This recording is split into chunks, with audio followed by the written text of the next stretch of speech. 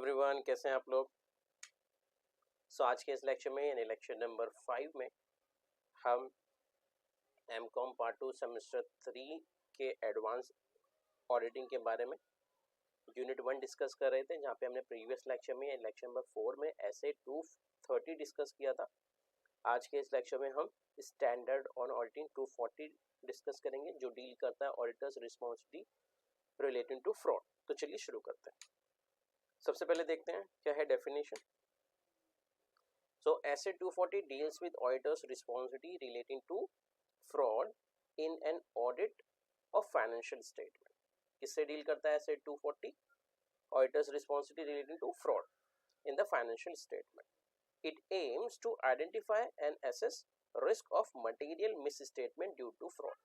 Material misstatement means what? ऐसा information जो company के लिए जरूरी हो। मटेरियल का मतलब होता है, यहाँ पे मटेरियल रॉ मटेरियल की बात नहीं कर रहे हैं, यहाँ पे मटेरियल का मतलब होता है ऐसा इन्फॉर्मेशन जो कंपनी के लिए किसी भी तरीके से रिलेवेंट हो, directly indirectly relevant information, important information, impactful information को कहते हैं मटेरियल इन्फॉर्मेशन। ठीक है। मटेरियल मिस स्टेटमेंट मतलब अब वो फ्रॉड भी हो सकता है, एरर भी हो सकता है, लेकिन हम यहाँ पे स्पेशली बात कर रहे हैं फ्रॉड के बारे में। मिस स्टेटमेंट का मतलब है गलत information.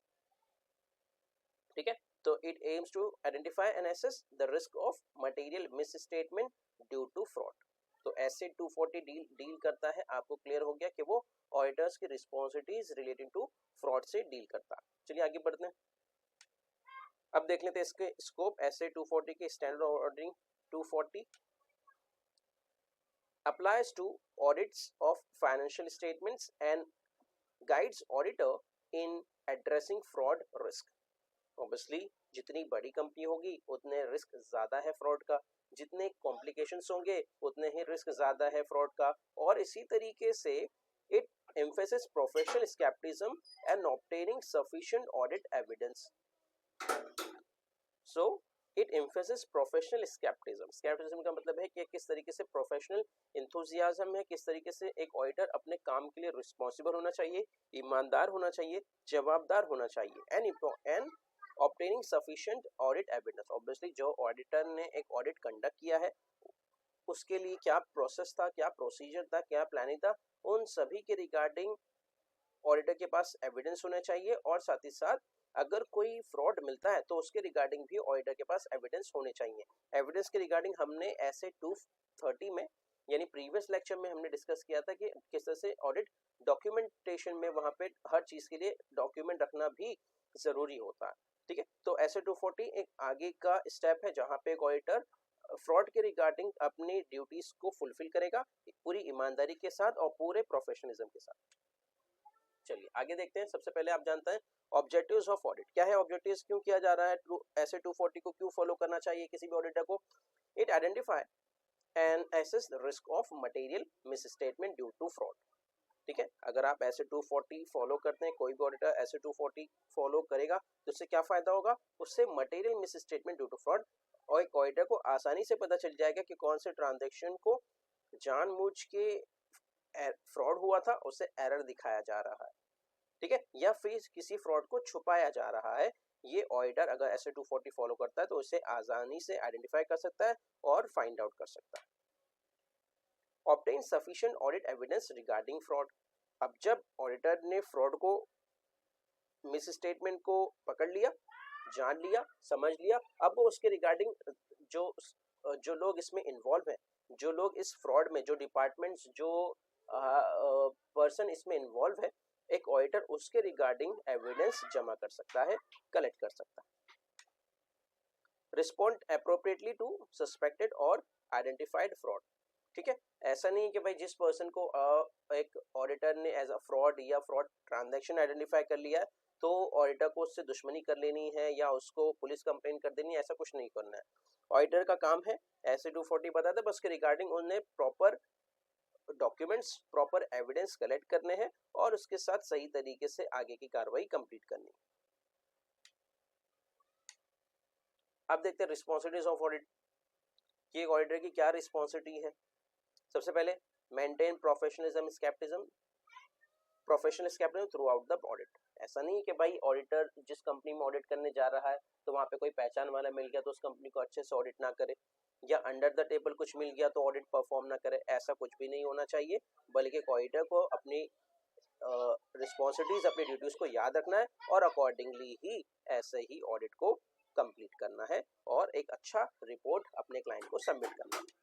Then identify and access risk of material misstatement due to fraud. यहाँ पे हम जान पाएंगे कि किस तरीके से ऑडिटर, ऑब्वियसली जितनी बड़ी कंपनी होती है उतने ज्यादा जो रिस्क है फ्रॉड के वो बढ़ जाते हैं, तो ऑडिटर को आइडेंटिफाई करना है कि वो रिस्क हो सकता है करंट एसेट में हो सकता है वो टेंजिबल एसेट में हो सकता है वो इंटेंजिबल एसेट में हो। तो यहाँ पे ऑडिटर को आइडेंटिफाई करना होगा कि कौन से हेड ऑफ इनकम या किस तरीके से किस एक्सपेंडिचर में फ्रॉड के रिस्क बढ़ जाते हैं और उसे अच्छे तरीके से जो है एसेस करना है, चेक करना है, और अगर फ्रॉड निकल आता है तो फिर उसे आगे प्रोसीड करना है, किस तरीके से आगे रिपोर्ट करना है। Discuss with engagement discuss with management and those charge with governance. Obviously अब वो फ्रॉड जिस डिपार्टमेंट हुआ है, जिस अथॉरिटी के अंदर हुआ है या जो लोग इसमें इन्वॉल्व हैं, उनके रिगार्डिंग आगे की प्रोसेशन करना है, आगे की कार्रवाई करना है। Document all finding and communicate significant risk. Obviously अब जो आगे प्रोसेसिंग में क्या सबसे पहले करना है, सबसे पहले तो ये करना है कि डॉक्यूमेंटेशन जमा करना है, एक अपने ऑडिट वर्क के भी और रिगार्डिंग फ्रॉड भी, उसके एविडेंस भी जमा करना है। और ऑडिट जो वर्क है, प्रोसीजर है, प्लानिंग है, इन सब के रिगार्डिंग चाहे वो वर्किंग पेपर्स हो, चाहे वो ऑडिट नोटबुक हो, उसके रिगार्डिंग सभी डॉक्यूमेंट मेंटेन करके रखना है, एक ऑडिटर की रिस्पॉन्सिबिलिटी है एज पर SA 240। Now case study regarding fraud detection in Mumbai based company, एक ऐसा ही केस स्टडी देखते हैं। चलिए केस स्टडी क्या है। An audit of Mumbai based MSE reveal manipulation of financial statement to secured loan, यानी उनका सिक्योर्ड लोन था, उसमें कुछ न कुछ गड़बड़ थी। तो क्या हुआ, the auditor identified discrepancies in revenue recognition practice. और एक ऑडिटर ने क्या किया, आइडेंटिफाई कर लिया कि यहाँ पे जो रेवेन्यू है इनका वो कुछ ना कुछ गलत तरीके से या उसको कुछ ना कुछ मैनिपुलेशन किया जा रहा है। हो सकता है रेवेन्यू रिसीट, हो सकता है कैपिटल रिसीट, ठीक है। तो रेवेन्यू रिसीट आप जानते हैं, रेवेन्यू रिसीट रेगुलर बेसिस पे होता है, जिस तरह से रेवेन्यू होता है उसी तरीके से जो है एक्सपेंडिचर भी होता है। तो रेवेन्यू रिसीट, कैपिटल रिसीट, आपने ये बहुत पहले पढ़ा होगा, रेवेन्यू रिकॉग्निशन, ठीक है।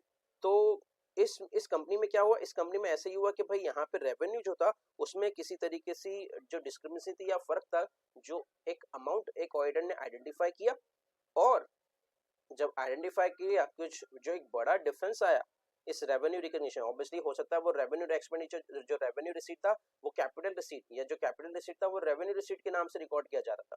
रेवेन्यू रिसीट रेगुलर बेसिस पे इनकम होता है, ठीक है। कैपिटल रिसीट जो वंस इन अ वाइल होता है, आप कह लीजिए सेल ऑफ इन्वेस्टमेंट, तो ये क्या आपके लिए क्या है, revenue receipt, sorry capital receipt है, ठीक है।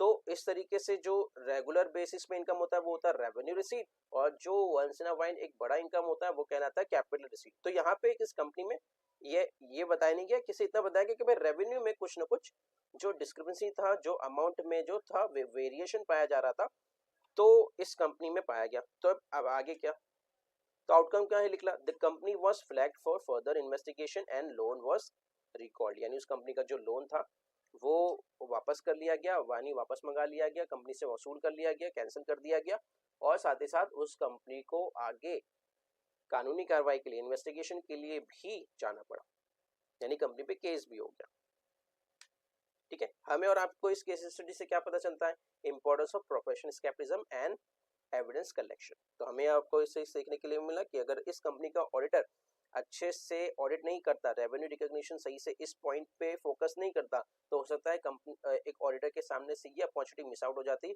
और वो इसको जो है इस फ्रॉड को आइडेंटिफाई नहीं कर पाता, ठीक है। तो हमें पता चला कि एक ऑडिटर ने प्रोफेशनल स्केप्टिज्म को फॉलो किया, एविडेंस जमा किए, फ्रॉड को आइडेंटिफाई किया और उसे आगे रिपोर्ट कर दिया, ठीक है। तो ये था केस स्टडी। आई होप आपके सभी डाउट SA 240 के रिगार्डिंग सॉल्व हो गए होंगे। SA 240, 230, 250, 260 इन सभी यूनिट में से एक क्वेश्चन तो आपको जरूर आपके फाइनल एग्जाम में देखने के लिए मिलेगा। तो मिलते हैं नेक्स्ट लेक्चर में, जब तक के लिए keep learning, keep growing, keep smiling. Thank you very much end of course best of luck.